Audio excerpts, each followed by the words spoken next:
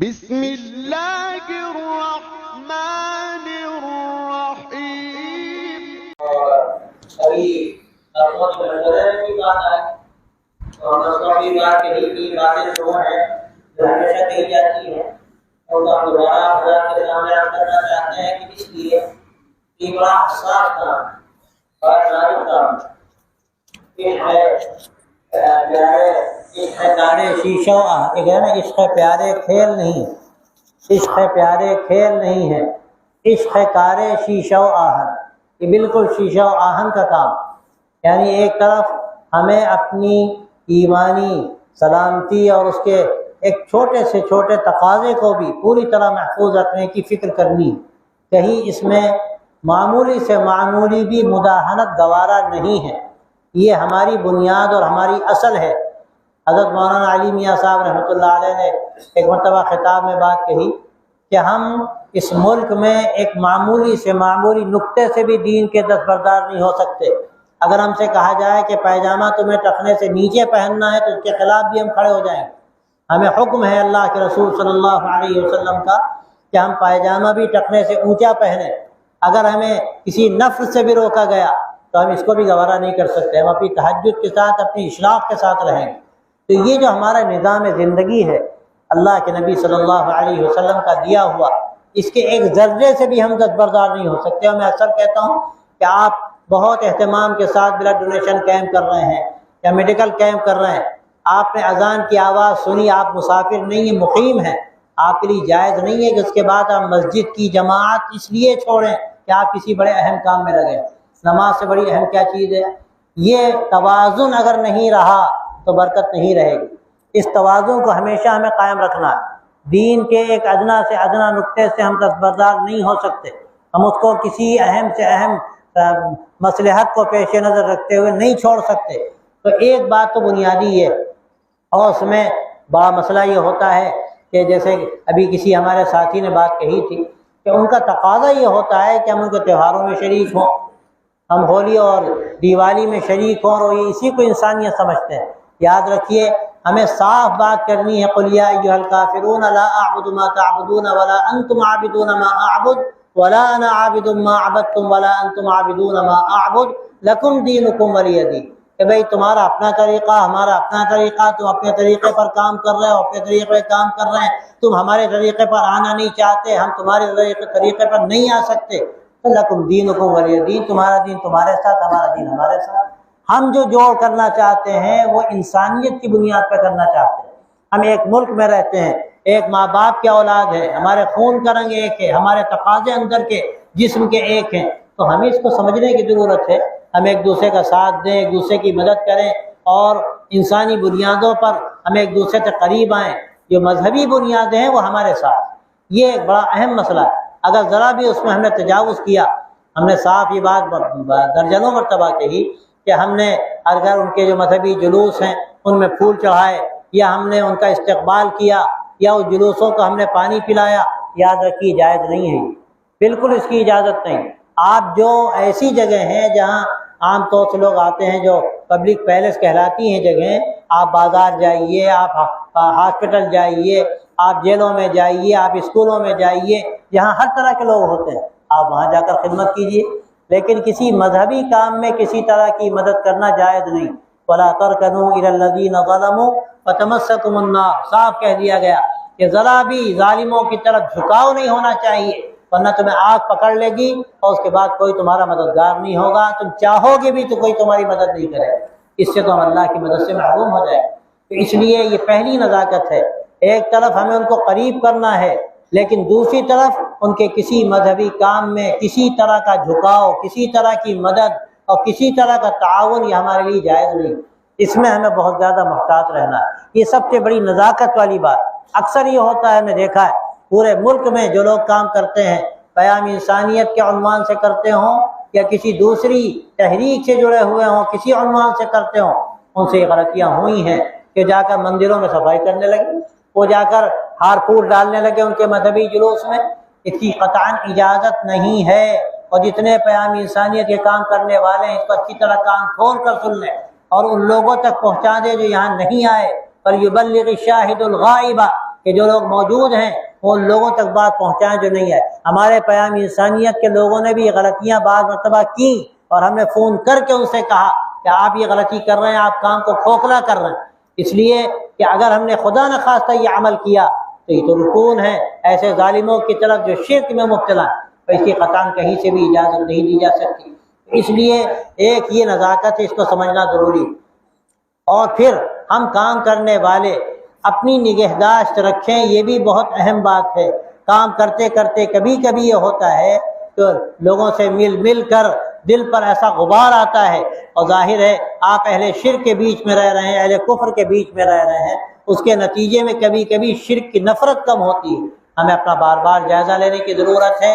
اللہ نے ہمیں توحید کا کیسا تحفہ دیا، کیسی نعمت دی، ہمیں اس کی قدر کرنی ہے، ہمیں اس کو باقی رکھنا ہے، اس کا تحفظ کرنا ہے، اپنی ملت کی حفاظت کا کام ہمیں کرنا ہے۔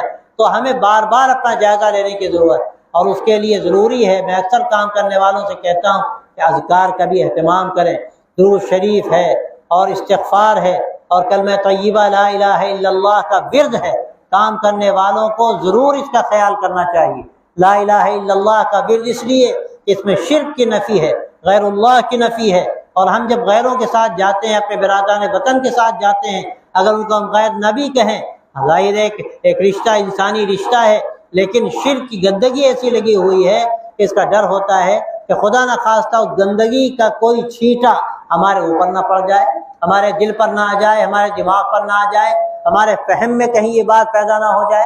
کبھی کبھی ایسا ہوتا ہے جب ہم ایک ساتھ بیٹھتے ہیں اور کبھی مذہبی باتیں ہونے لگتی ہیں، تورات ہے، انجیل ہے، مذہبی کتابیں ہیں، ہم بنیادی طور پر ان کتابوں کو مانتے ہیں، لیکن کہاں قرآن مجید جو صاف ستھرا ہے، جو اللہ کی زبان میں گویا کہ اترا ہے، عربی زبان اللہ نے اپنا کلام اتارا۔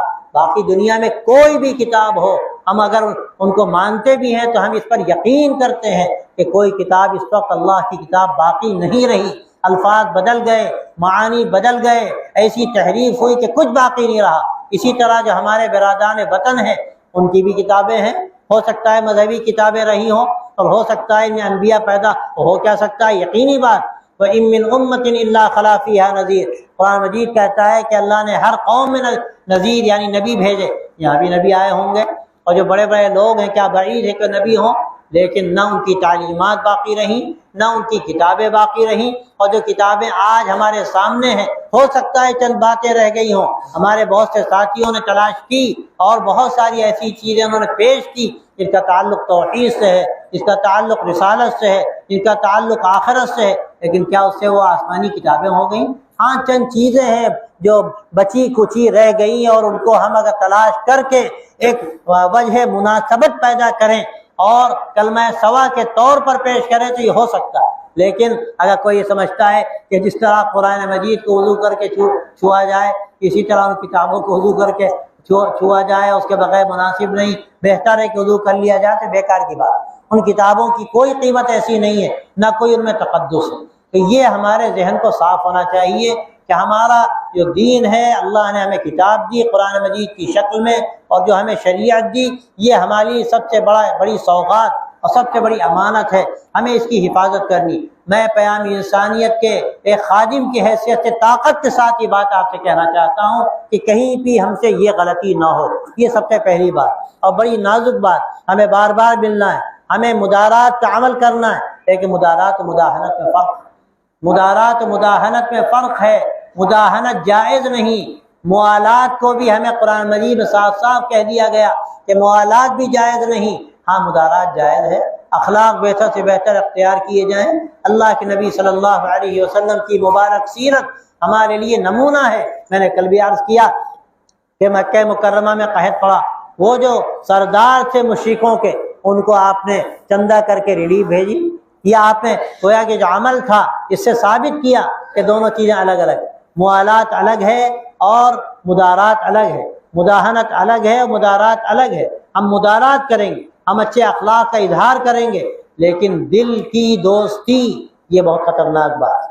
دل کی دوستی یہ خطرناک بات ہے کہ خدا نخواستہ ایسی محبت نہ ہو کہ ان کا طریقہ اچھا لگنے لگے، جیسے کہ آج اس دور میں ہو رہا ہے۔ ہماری بہت سی بچیاں اور ہمارے بہت سے نوجوان بعض مرتبہ دل پوری طرح متوجہ کرنے کے بعد ان کے شرکیہ اعمال کو قبول کر لیتے ہیں، ارتداد کے شکار ہو جاتے ہیں۔ شرک کی ایسی نفرت ہمارے دلوں میں ہونی چاہیے جیسے پاخانے کی نفرت ہوتی ہے۔ آدمی حضرت وہاں کہتے تھے رات میں خواب دیکھ لے تو چیخ نکل جائے، اور قرآن مجید حدیث میں بھی آتا ہے کہ یہ ایمان کی حلاوت ملتی ہے اس کو، اس کا ذکر کیا گیا کہ جیسے شرک میں ڈالا جانا ایسے ہی اس کو سخت لگے جیسے آگ میں ڈالا جانا سخت لگتا ہے۔ کام کرنے والوں پر یہ فرض ہے کہ اس کی اہمیت کو سمجھیں اور سمجھائیں، جہاں کام کرنے والے ہیں ان تک بات پہنچائیں کہ کہیں بھی ادنا مداہنت ہماری نظر نہ آئے۔ میں صاف کہتا ہوں، ہم رہے نہ رہیں، ہماری جان رہے یا نہ رہے، سب سے بڑھ کر ہمارا ایمان ہے۔ ایمان رہا تو سب کچھ ہے، اور خدا نہ خواستہ اگر ایمان خطرے میں پڑا تو کچھ نہیں۔ یہ پہلی بات۔ دوسری بات یہ ہے جو اللہ آپ سے کام لے رہا ہے، یاد رکھیے بہت بڑا کام ہے، یہ بہت بڑا کام ہے۔ اللہ کے نبیوں نے کام کیا اور اس کے حوالے بھی اس کے دیے گئے آپ کو، اور اس سے پہلے جو مقررین تھے انہوں نے بہت مفید باتیں کہیں۔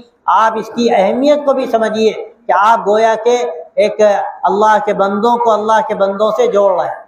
انسانیت کی بات کوئی معمولی بات نہیں۔ مجھ سے کوئی بھی اگر صحافی پوچھتا ہے، اور میں اس لیے عرض کر رہا ہوں، آپ سے بھی ہو سکتا ہے کوئی پوچھے کہ پیام انسانیت کا مقصد کیا ہے، آپ یہ کام کیوں کر رہے ہیں، تو میں ایک جملہ بولتا ہوں، یہ انسانوں کو انسانوں سے جوڑنے کا کام۔ اب کوئی پوچھے انسانوں کو انسانوں سے آپ کیوں جوڑتے ہیں، تو ان سے ہم یہ کہہ سکتے ہیں کہ اگر انسان انسان کا دشمن بن کر رہے گا تو یاد رکھیے دنیا جہنم بن جائے گی، آتش کدہ بن جائے گی، جینا مشکل ہو جائے گا، سکون ختم غارت ہو جائے گا، اور انسان زندگی صحیح جی نہ سکے گا۔ اس لیے ہم انسانوں کو انسانوں سے جوڑنے کا کام کرتے ہیں۔ یہ ایک بہت اہم کام ہے۔ آپ اگر یہ کام کریں گے اس سے فضا بنے گی، اس سے حالات سازگار ہوں گے، بلکہ جس زمین پر آپ کھڑے ہوئے ہیں، میں اکثر کہتا ہوں اس سے زمین ہموار ہوگی اور زلزلوں کا خطرہ کم ہو جائے گا۔ اگر آپ خدا نخواستہ یہ کام نہیں کریں گے، آپ جس زمین پہ کھڑے ہیں کوئی بھروسہ نہیں کہ کس وقت زمین پہ زلزلہ آ جائے اور کون سا طوفان آ جائے، کہ نہ یہ ہمارے مدرسے رہ جائیں، نہ یہ ہماری تحریکات رہ جائیں، اور نہ یہ ہمارے کام رہ جائیں، بلکہ سب کے سب تہس نہس ہو جائے، سب ختم ہو جائے۔ کسی کی کوشش ہو رہی ہے، اور میں کیا کہوں کہ کوشش کرنے والے یہ نہیں جانتے کہ وہ جہاں پر زلزلہ لانا چاہتے ہیں اسی زلزلے پر ان کے مکان بھی ہیں، اسی زلزلے پر ان کی تحریکات بھی ہیں، اسی زمین پر ان کے ساری ان کی کوششوں کا وہ زمین محور ہے جس کے لیے وہ اپنی جان کھپا رہے ہیں اور ساری کوششیں کر رہے ہیں۔ ہمیں ان کو باور کرانا ہے آپ جو کر رہے ہو اس کا نتیجہ کیا ہوگا۔ ہمیں امن و امان پیدا کرنا ہے، ہمیں شانتی پیدا کرنی ہے، ہمیں انسانیت پیدا کرنی ہے، ہمیں محبتیں پیدا کرنی ہیں، اور وہ سارے حدود اپنی جگہ پر جن کا میں نے تذکرہ کیا ان حدود کے ساتھ ہمیں آگے بڑھنا۔ یہ انشاءاللہ اگر محنت ہوتی رہے گی تو اس کے بہتر سے بہتر نتائج ہمارے سامنے آئے۔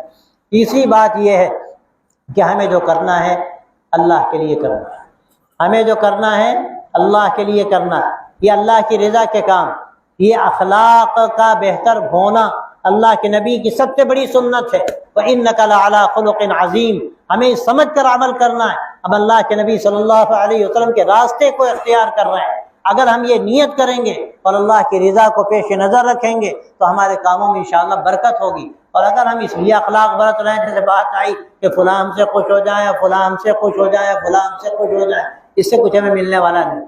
اگر ہمارے ذہن میں یہ بات ہے کہ فلاں ہم سے خوش ہو جائیں تو اس کا مقصد یہ ہو کہ اس کے ذریعے سے ہو سکتا ہے دین کی اچھی تصویر ان تک جائے، ہمارے اخلاق سے ان کے دل خوش ہوں گے، اور ان کے دل خوش ہونے سے ہو سکتا ہے وہ ہم سے قریب ہوں، ان کو دین سیکھنے کا موقع ملے، اور کم سے کم درجہ یہ ہے کہ اسلام کے بارے میں جو غلط فہمیاں ہیں وہ غلط فہمیاں دور ہوں، تو یقیناً یہ بھی اللہ کی رضا کا عمل ہے، اس پر بھی اللہ کے اجر ملے گا۔ لیکن اگر خدا نخواستہ ہمارا مقصد کچھ اور ہو، فائدہ اٹھانے والا ذاتی طور پر یا جماعتی طور پر، تو یہ پھر ہمارے اخلاص والی بات نہیں، اخلاص سے ہٹی ہوئی بات۔ ہمیں اپنی نیت کو درست کرنا ہے، ہم جو کر رہے ہیں اللہ کی رضا کے لیے کر رہے ہیں۔ اور جو بات آئی کہ یہ فی نفسی عمل خدمت خلق کا، یہ معمولی عمل نہیں ہے، یہ تو ہمیں حکم ہے خالق الناس بخلق حسن، کہ لوگوں کے ساتھ بہتر برتاؤ کرو، اچھا برتاؤ کرو، تو یہ تو اللہ کی رضا کا ذریعہ ہے۔ نتیجہ سامنے آئے یا نہ آئے، ہم اس لیے یہ کام کرتے ہیں کہ یہ حکم نبوت ہے، اور اس کے ذریعے سے اللہ کی رضا اور اس کا قرب ہم کو حاصل ہوتا ہے۔ اگر ہم یہ اللہ کی رضا کے لیے کر رہے ہیں تو اپنی نیت کو درست کرنا ہے، اخلاص کے ساتھ کام کرنا ہے، اور جب اخلاص ہوتا ہے تو یاد رکھیے کہ پھر ٹکراؤ کی شکلیں کم سے کم ہوتی ہیں۔ اگر اخلاص ہوتا ہے تو ٹکراؤ کی شکلیں کم سے کم ہوتی ہیں۔ میں اکثر ہی بات عرض کرتا ہوں کہ اخلاص ایسی چیز ہے کہ آدمی اگر اس راستے پر آ جاتا ہے تو اس کا راستہ ہی الگ ہو جاتا ہے، پھر کوئی ٹکراؤ نہیں ہوتا۔ جو اوپر سے سواریاں گزرتی ہیں ان کا ٹکراؤ زمین کی سواریوں سے نہیں ہوتا۔ دنیا کے مفادات ٹکراتے ہیں لیکن آخرت کے مفادات نہیں ٹکراتے، اس لیے کہ اللہ کے ہاں اس کے ہاں کوئی کمی نہیں ہے۔ آپ جتنا لینا چاہو لے لو، دوسرا جتنا لینا چاہے لے لے۔ دنیا میں تو یہ ہوتا ہے کہ ایک منصب مل گیا فلاں کو، اب دوسرے کو نہیں مل سکتا، لیکن اللہ کے یہاں کیا کمی ہے؟ اللہ سب کو اتنا زیادہ دے گا اور اتنا زیادہ دے سکتا ہے کہ وہاں کوئی کمی نہیں۔ جب اللہ کی رضا پیش نظر ہوگی اور آخرت کا اجر پیش نظر ہوگا تو ہمارا دل صاف ہوگا کہ وہ کون ہم سے چھین سکتا، وہ کون ہم سے لے سکتا۔ یہاں کسی نے ہمارا منصب لے لیا، اگر یہاں کسی نے ہمارا طریقہ لے لیا تو لے لے، 1000 بار لے لے، ہمیں کیا فرق پڑتا ہے؟ ہمارا جو اجر اللہ کے یہاں ہے وہ محفوظ ہے۔ تو یہ آخرت کا یعنی اس کی فکر اور احتساب زندگی کا اور اللہ کی رضا کے لیے کام کرنا، یہ ایک بنیادی بات۔ انشاءاللہ اگر یہ ہمارے پیش نظر ہے تو یہ ٹکراؤ کی شکلیں کم سے کم ہوں گی۔ اور ایک بات میں کہتا ہوں کہ بھئی برتن جب ایک ساتھ رکھے جاتے ہیں تو آواز تو ہوتی ہے، لیکن بس آواز ہی ہو، اس کو ٹوٹنے مت دیجیے، برتن ٹوٹنے مت دیجیے۔ اور ایک بات ابھی آئی تھی کل پرسوں میں اس وقت بھی کچھ عرض کرنا چاہتا تھا، بات رہ گئی۔ ایک صاحب نے کہا کہ اصول ٹوٹیں تو ٹوٹ جائیں لیکن افراد نہ ٹوٹیں، اصول ٹوٹیں تو ٹوٹ جائیں لیکن افراد نہ ٹوٹیں۔ میں ایک بات عرض کرنا چاہتا ہوں، یہ بات آدھی صحیح ہے آدھی غلط ہے۔ بعض اصول وہ ہوتے ہیں کہ ہم ان کو نہیں توڑ سکتے، جن اصولوں کا میں نے ابھی تذکرہ کیا، ہم اگر ذرا خدا نخواستہ مداہنت تک پہنچ گئے اور یہ سوچ کر پہنچے کہ فلاں کا دل نہ ٹوٹے اور فلاں ہمارے ہاتھ سے نکل نہ جائے، ارے وہ اگر نہ ٹوٹے اس کا دل ہاتھ سے نہ نکل جائے لیکن ہمارا معاملہ ختم ہو گیا، سب ہمارا بیڑا غرق ہو گیا، تو ہمیں ملا کیا؟ اس لیے یہ اصول ہمیں باقی رکھنے، جو بنیادی اصول ہیں وہ ان کو ہر قیمت پر ہمیں باقی رکھنا ہے۔ ایک نہیں، دو نہیں، ہزاروں لوگ ٹوٹ جائیں، قومیں ٹوٹ جائیں، لیکن کیا توحید چھوڑیں گے؟ کیا ہم کوئی بنیادی اصول چھوڑیں گے، اخلاص چھوڑیں گے؟ یہ نہیں ہو سکتا۔ ہاں بعض ایسی چیزیں ہوتی ہیں اصولی جن کو ہم نے وضع کیا ہے، اور معمولی چیزیں ہیں تو ہم نے جن چیزوں کو وضع کیا ہے اگر کہیں ہم یہ سمجھتے ہیں کہ بڑا قیمتی آدمی ہے، تھوڑا سا اصول کو بدل لیا جائے، وہاں یہ تبدیلی ممکن ہے، لیکن مشورے سے۔ ایسا نہ ہو کہ آپ نے اپنے طور پر کوئی تبدیلی کر لی اور وہ نامناسب ہوئی، آپ اس کے لیے مشورہ کریں کہ بھئی یہ اصول آپ نے بتایا ہمیں اور یہ بنیادی چیز نہیں ہے، معمولی اور فروعی چیز ہے، اگر اجازت ہو تو ویسا کر لیں۔ یہ ہو سکتا ہے کہ بروشر اس طرح چھاپا جائے، اور فلاں کو یہ ذمہ داری دی گئی تو بہتر یہ ہے کہ ان سے ذمہ داری لے کر فلاں کو دے دی جائے، وہ زیادہ مفید ثابت ہوں گے۔ یا وہ کام کر رہے ہیں، کام ان میں جو کام کرنے کا طریقہ بھی اچھا ہے لیکن کوتاہی ہے، تو بہتر ہے کہ دوسرے کو کام دیا جائے، لیکن خیال یہ ہوا کہ اگر ان سے کام لیا جائے گا تو ٹوٹ جائیں گے تو کوئی حرج نہیں، تھوڑا سا آپ تھوڑی کمی کو گوارا کر لیجئے، کوئی حرج نہیں، لیکن آپ ان میں تحریص کیجئے، کوشش کیجئے۔ حضرت مولانا رابع صاحب اللہ تعالیٰ ان کے درجات کو بلند فرمائے، گزشتہ مرتبہ حضرت تشریف لائے، حضرت کا خطاب ہوا تو اس وقت ہمارے درمیان نہیں ہے، اللہ تعالیٰ ان کے درجے بہت بلند فرمائے۔ ایک بڑے نکتے کی بات فرماتے تھے، وہ یہ فرماتے تھے کہ میں کبھی کبھی کام کو باقی رکھنے کے لیے تھوڑا سا تنازل اختیار کر لیتا ہوں، میں کبھی کبھی کام کو باقی رکھنے کے لیے تھوڑا سا تنازل اختیار کر لیتا ہوں۔ کیا مطلب ہے تنازل اختیار کرنے کا؟ یعنی جو کام 20% ہوتا میں 19% پہ آ جاتا ہوں تاکہ وہ کام ٹوٹنے نہ پائے۔ وجہ اس کی کیا ہے کہ اگر آپ اصرار کریں گے 20% والا تو خطرہ اس بات کا ہے کہ جو 19% ہونے والا ہے وہ بھی جائے، پھر ہو سکتا ہے 10% نہ رہ جائے۔ یہ مولانا کی بڑی حکیمانہ بات تھی، کہیں کہیں اس کی ضرورت پڑ سکتی ہے تو اس کا ہمیں خیال رکھنا چاہیے۔ ہم ایک دوسرے کا خیال رکھیں، دیکھیے مزاج الگ الگ ہوتے ہیں اور مزاج کا بدلنا آسان نہیں ہوتا۔ اب اگر ہر شخص اپنے مزاج پر اصرار کرے تو پھر اس سے خطرہ ہوتا ہے آپس کے انتشار کا۔ ہمیں تھوڑا سا اپنے مزاج میں ایمانہ کرنا چاہیے اور دوسرے کی بات کی بھی قدر کرنی چاہیے، تاکہ ایسا نہ ہو کہ اصرار کی وجہ سے انتشار پیدا ہو۔ اور اکثر ایسا ہوتا ہے کہ اصرار سے ہی انتشار پیدا ہوتا ہے۔ بہت معمولی بات ہے، بہت معمولی فائدہ ہے، بہت معمولی فرق ہے، کہ کیا ضرورت ہے اپنی بات پہ اصرار کرنے، تھوڑا سا تنازل اختیار کر کے بات کو آگے بڑھائیے تو انشاءاللہ کام میں آسانی پیدا ہوگی۔ یہ بہت سی اہم بنیادی باتیں ہیں، ان کا انشاءاللہ اگر ہم خیال رکھیں گے تو ہمارے لیے اللہ تعالیٰ کی طرف سے مدد بھی ہے، اور انشاءاللہ راستے کھلتے چلے جائیں گے اور ہمارے لیے مسائل کا ہمیں سامنا کرنا نہیں پڑے گا۔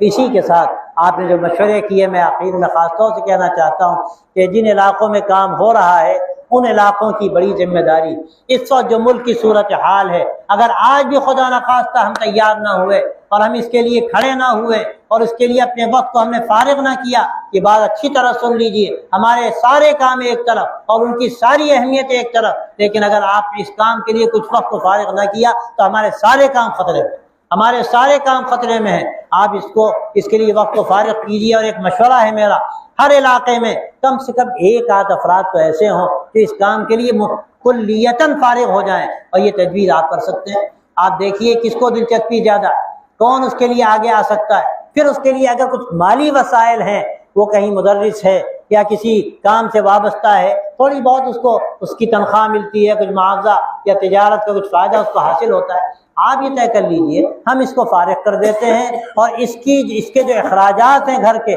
وہ اس کا ذمہ ہم لیتے ہیں۔ 10 آدمی 20 آدمی طے کر لیں، کیا مشکل ہے، 500 روپے دے دیں گے، ایک آدمی فارغ ہو جائے گا، 15,000 تنخواہ دیجیے اس کو، 20,000 تنخواہ دیجیے اس کو، اور اس کو اس کام کے لیے فارغ کیجیے۔ لیکن ایسے آدمی کو فارغ کیا جائے جو پہلے سے کام کو سمجھے ہوئے ہو، اس میدان میں وہ آگے بڑھ رہا ہو، لیکن یہ اس کے مشاغل اس کے لیے رکاوٹ بن رہے ہوں، تو وہاں کے علاقے کے ذمہ داروں کی یہ ذمہ داری ہے کہ وہ اس کے جو مشاغل ہیں اس سے اس کو چھٹکارا دلا دیں، تاکہ اس کام کے لیے وہ فارغ ہو جائے۔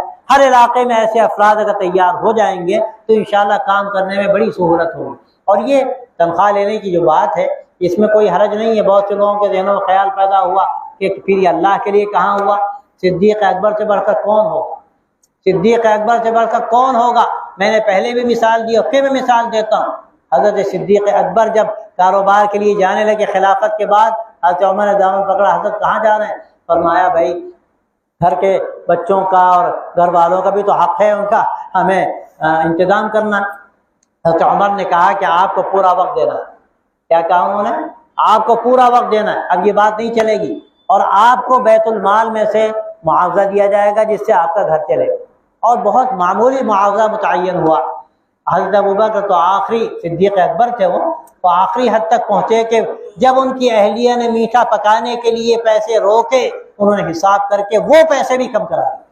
تو ٹھیک اس کا مطالبہ تو نہ کیا جا سکتا ہے اور نہ اس اعلیٰ درجے کی صدیقیت کے مقام پر کوئی شاید فائد ہو سکے گا، لیکن ہمیں یہ سبق ملتا ہے کہ اگر کوئی تنخواہ لے کر کام کر رہا ہے تو اللہ کے لیے کر رہا ہے، اپنی نیت کو درست رکھے، تنخواہ کے لیے کام نہ کرے۔ میں تو مدرسے کے علماء سے بھی کہتا ہوں، وہ تنخواہ کے لیے کام نہیں کر رہے ہیں، وہ تو چونکہ اپنے آپ کو فارغ کرنا ہے پوری طرح، اب ان کی ضرورت کو پورا کیا جا رہا ہے، یہ ضرورت ان کی پوری کی جائے گی، لیکن اپنی نیت کو درست رکھیں، تنخواہ کو نہ دیکھیں بلکہ کام کی ضرورت کو دیکھیں اور آگے بڑھتے چلے جائیں۔ اس میں انشاءاللہ یہ ہوگا کہ مختلف علاقوں میں ایسے افراد تیار ہو جائیں گے اور کاموں میں انشاءاللہ سہولت ہوگی۔ بمبئی میں بھی اس کی ضرورت ہے، اور بھی بڑے شہروں میں خاص طور سے اس کی ضرورت ہے، جہاں لوگ بہت زیادہ مشغول اور لوگوں کو فرصت نہیں، تو ان کی ذمہ داری ہے کہ کسی ایک فرد کو تیار کر لیں اور اس کا معاوضہ وہ ادا کریں، اور اس کو اس کام کے لیے پوری طرح سے فارغ کر دیا جائے۔ ان باتوں کا انشاءاللہ ہم خیال رکھیں گے۔ حضرت مولانا نے جو پیغام دیا تھا، سچی بات یہ ہے کہ آج جو اس وقت ملک کے حالات ہیں، اس میں اس کی اہمیت بہت زیادہ ہے۔ پھر آخر میں یہی بات عرض کرنا چاہتا ہوں کہ آپ یہاں سے اس پیغام کو لے کر جائیے، طے کر کے جائیے کہ جو نظام یہاں بنا، جو تجاویز آئیں، آپ نے جو عزائم کا اظہار کیا، ایسا نہ ہو کہ بس اسی شرٹ کے نیچے رہ جائیں اور آپ یہاں سے جائیں تو جانے کے بعد اپنے کاموں میں اس طرح مشغول ہو جائیں کہ وہ ساری چیزیں فراموش ہو جائیں۔ یاد رکھیے کہ اب موقع فراموش کرنے کا نہیں ہے، اب وقت کم بچا ہے آپ کے پاس۔ اگر انشاءاللہ آپ نے ارادہ کیا اور آپ آگے بڑھے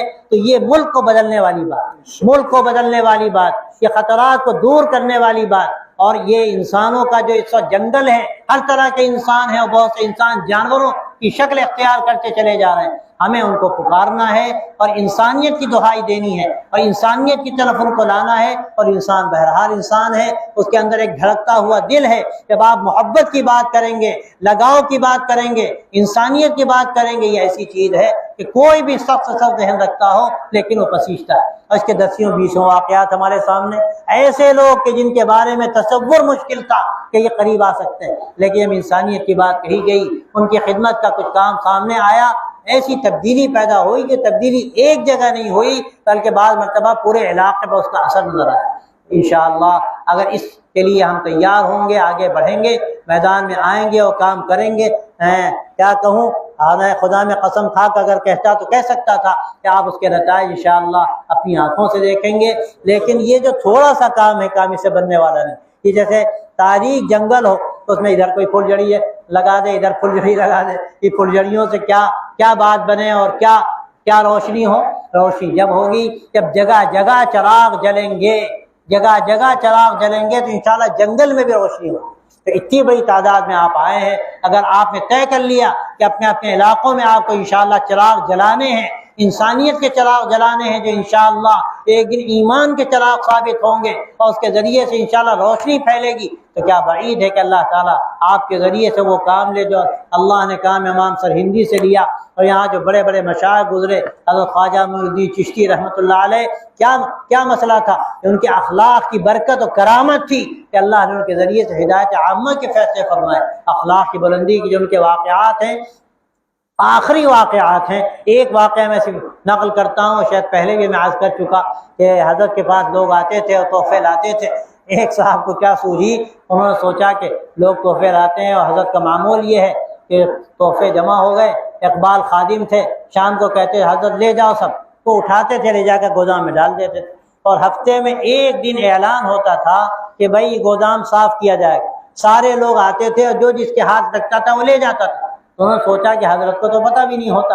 انہوں نے کیا کیا، مٹی بھری ایک ڈبے میں خوبصورت سا پیکٹ بنایا اور حضرت کی خدمت میں پیش کر دیا۔ اب جب شام کا وقت ہوا اور اقبال آئے تو حضرت نے اس ڈبے پہ ہاتھ رکھ دیا اور فرمایا کہ ہاں سب لے جاؤ، یہ مت لے جاؤ، یہ میری آنکھوں کا سرمہ، یہ مت لے جاؤ، یہ میری آنکھوں کا سرمہ۔ حضرت کو اندازہ ہوا یہ اللہ والے لوگ جن کے دلوں کو اللہ نے آئینہ بنایا ہے، اللہ ان کے دلوں پر چیزوں کو منکشف بھی کر دیتا ہے۔ ان کے دل پہ منکشف ہوا کہ یہ تو کچھ قصہ اور ہے، اب یہ اخلاق کی بلندی ہے، اس لیے نہیں انہوں نے لے جانے دیا کہ اب یہ لے جائیں گے، جس کے حصے میں جائے گا وہ کھولے گا، اس کے بعد تحقیق شروع ہوگی کون بدبخت ہے جو لایا، اور اس کے بعد کیا ہوگا، اس کی ذلت ہوگی، ہو سکتا ہے لوگ اس کو ٹھیک کریں، تو اس سے اس کو بیچارے کو خفت اٹھانی پڑے گی۔ وہ تو مٹی بھر کے لایا دھوکہ دینے والا، لیکن اس کو انہوں نے بچایا ہر طرح کی خفت سے۔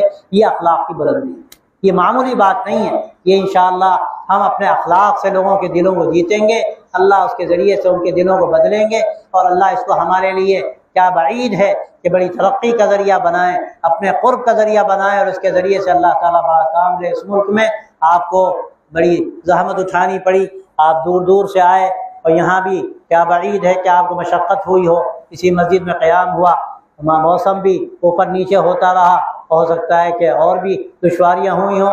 آپ سب سے ہم معافی چاہتے ہیں کہ ہماری ذمہ داری تھی کہ ہم آپ کا اور زیادہ خیال کرتے، اتنا ہم شاید نہیں کر سکے۔ اللہ تعالیٰ آپ سب کو جزائے خیر دے، اور آپ نے جو مشقت اٹھائی یاد رکھیے، حدیث میں آتا ہے کہ ایک کانٹا بھی لگتا ہے تو اللہ تعالیٰ اس پر بھی اجر دیتا ہے، تو جو بھی مشقت ہوگی اللہ کے آپ کا اجر طے ہے، لیکن سب سے بڑھ کر آپ پیغام لے کر جائیے اور طے کر کے جائیے کہ اب ہمارے سامنے وقت بہت کم ہے، بہت کم ہے۔ اب اگر آپ کھڑے ہو گئے اور آپ نے بیدار کیا لوگوں کو اور کام پر آمادہ کیا، تو کیا بعید ہے کہ اللہ تعالیٰ حالات کو کہیں سے کہیں پہنچا دے، اس ملک کی تقدیر بدل جائے۔ اللہ تعالیٰ آپ سب کو توفیق دے، ہم سب کو توفیق دے، اور آج 3 روزہ یہ 2 روزہ جو اجتماع تھا، اللہ تعالیٰ اس کو انتہائی مفید بنائے، قبول فرمائے، اور خیر و برکت کا ذریعہ بنائے۔ دعا فرمائے۔ اللهم صل على سيدنا ونبينا ومولانا محمد وعلى آل سيدنا ونبينا ومولانا محمد وبارك وسلم۔ ربنا تقبل منا إنك أنت السميع العليم وتب علينا إنك أنت التواب الرحيم۔ رب وفقنا لما تحب وترضى واجعل آخرتنا خيرا من الأولى۔ اللهم أحسن عاقبتنا في الأمور كلها وأجرنا من خزي الدنيا وعذاب الآخرة۔ ربنا آتنا من لدنك رحمة وهيئ لنا من أمرنا رشدا۔ اللهم ألهمنا مراشد أمورنا، اللهم ألهمنا مراشد أمورنا، اللهم أرنا الحق حقا وارزقنا اتباعه، وأرنا الباطل باطلا وارزقنا اجتنابه.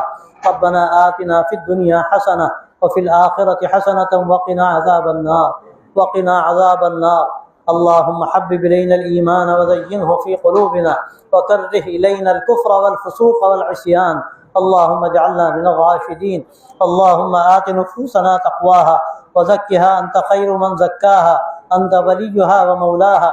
اللهم أحسن عاقبتنا في الأمور كلها، وأجرنا من خزي الدنيا وعذاب الآخرة، وأجرنا من خزي الدنيا وعذاب الآخرة، وأجرنا من خزي الدنيا وعذاب الآخرة.